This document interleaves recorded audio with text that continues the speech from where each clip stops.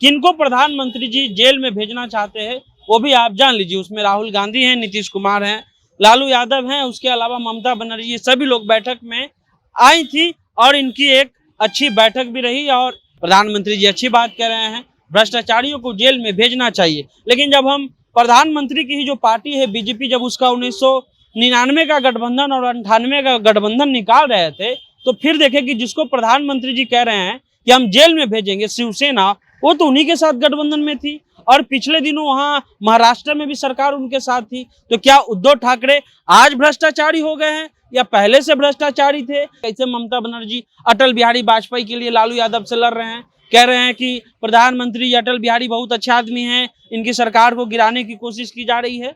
तो अब ममता बनर्जी जब बीजेपी गठबंधन में थी, एनडीए में थी, तब भ्रष्टाचारी नहीं थी।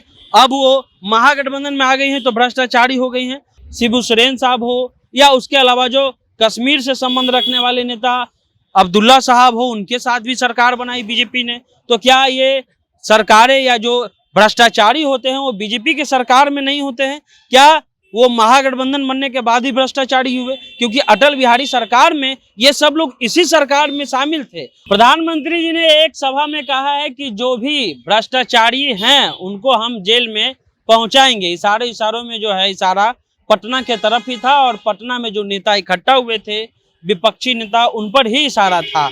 और उसमें कौन कौन नेता शामिल थे, किनको प्रधानमंत्री जी जेल में भेजना चाहते हैं वो भी आप जान लीजिए। उसमें राहुल गांधी हैं, नीतीश कुमार हैं, लालू यादव हैं, उसके अलावा ममता बनर्जी, सभी लोग बैठक में आई थी और इनकी एक अच्छी बैठक भी रही। और यूपीए 3 या पीडीए इसको कह सकते हैं, उसका संयोजक बनाने की बात नीतीश कुमार को हुई। प्रधानमंत्री जी अच्छी बात कह रहे हैं, भ्रष्टाचारियों को जेल में भेजना चाहिए। लेकिन जब हम प्रधानमंत्री की ही जो पार्टी है बीजेपी, जब उसका 1999 का गठबंधन और 98 का गठबंधन निकाल रहे थे, तो फिर देखे कि जिसको प्रधानमंत्री जी कह रहे हैं कि हम जेल में भेजेंगे, शिवसेना, वो तो उन्हीं के साथ गठबंधन में थी। और पिछले दिनों वहां महाराष्ट्र में भी सरकार उनके साथ थी। तो क्या उद्धव ठाकरे आज भ्रष्टाचारी हो गए हैं या पहले से भ्रष्टाचारी थे? यानी ये नियम ये है कि अगर बीजेपी के साथ नहीं रहिएगा तो भ्रष्टाचारी हो जाइएगा, जेल में जाइएगा।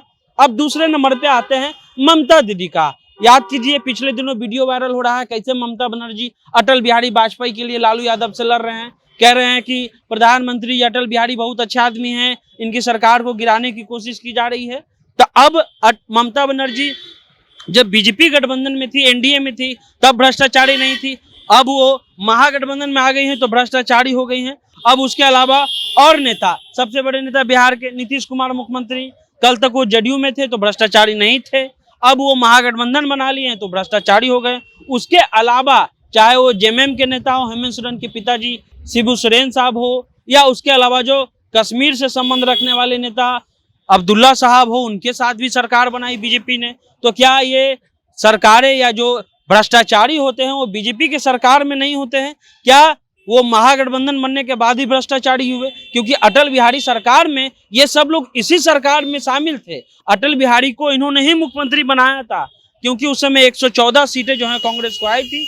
और अटल बिहारी वाजपेयी जो है वो 1999 और 98 में इन्हीं के मदद से सरकार में सत्ता हासिल किए, प्रधानमंत्री बने। लेकिन आज वही प्रधानमंत्री, जब यही पार्टियां ममता बनर्जी, उद्धव ठाकरे, हेमंत सोरेन और नीतीश कुमार जब महागठबंधन में आ गए हैं, तो प्रधानमंत्री कह रहे हैं कि ये भ्रष्टाचारी हो गए हैं। इन लोगों को क्या करना चाहिए? जब सभी नेताओं को चुपचाप जाके के बीजेपी में जो है शामिल कर देना चाहिए, शामिल हो जाना चाहिए, ताकि जो भ्रष्टाचार का टैग है वो हट जाए। ऐसे भी पिछले दिनों बंगाल का चुनाव देख लीजिए, सुब्रत राय हो या कोई हो, सब लोग पहले भ्रष्टाचारी थे, जैसे वो बीजेपी में शामिल हुए सबका पाप जो है वो धुल गया। तो ये एक तरह से नया बाइनरी बनाने की कोशिश की जा रही है, और खास करके इसलिए किया जा रहा है कि कहीं ना कहीं प्रधानमंत्री को भी इस बैठक से डर है कि अगर ये बैठक उत्तर प्रदेश तक अगर ये चली जाती है गठबंधन, तो आने वाले चुनाव में प्रधानमंत्री जी को दिक्कत हो जाएगा। फिलहाल आप जनता जंक्शन देख रहे थे।